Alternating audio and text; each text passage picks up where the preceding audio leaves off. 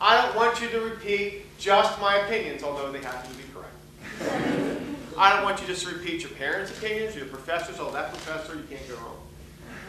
I want you to have an opinion, and whether you agree with me or disagree, or Professor Vatz or whomever, think about why you think what you do. And then when you do, that's only half the mission. This class is about communicating that opinion effectively. Not just in a political context, in any context. Interpersonal, in the workplace, anywhere, right? That's why you go to college. And problems.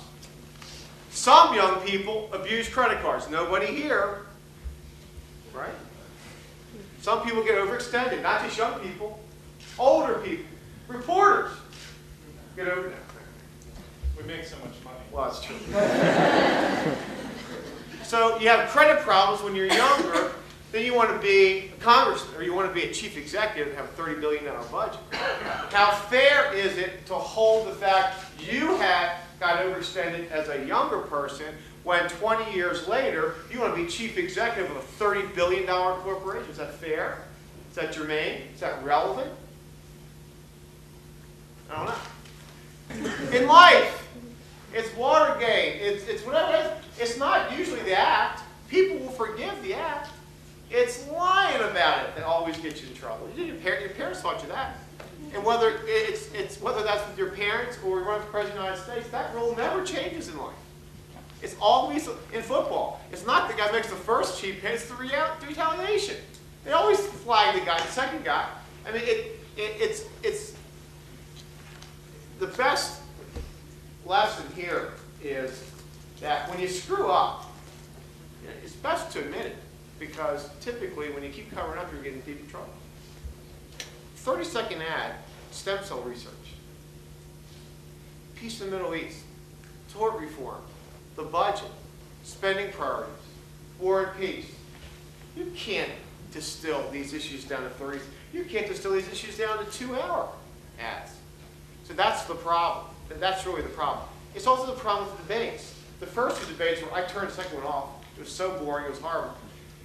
The problem with most of the debates are that the candidates just recite platitudes. They have their stump speech, they're tested by the pollsters, and they recite it. I would like the best debate I've ever seen in my life was Vice President Cheney and Senator Lieberman in 2000. And some of you may remember. You're laughing because that's what I thought was the best debate. Is that right? Yeah. You stole my line again. But the reason that debate was it was two bright people. There was one moderator, and the moderator didn't say 30 words the whole time. Basically, this is the debate format that I begged to get and I never got in both my government races. Basically, the role of the moderator would be, all right, Jerusalem is the capital of Israel. Your position. That's it. And let them go. Let them go. Response, rejoinder, response, rejoinder. Let them go till they got nothing more to say.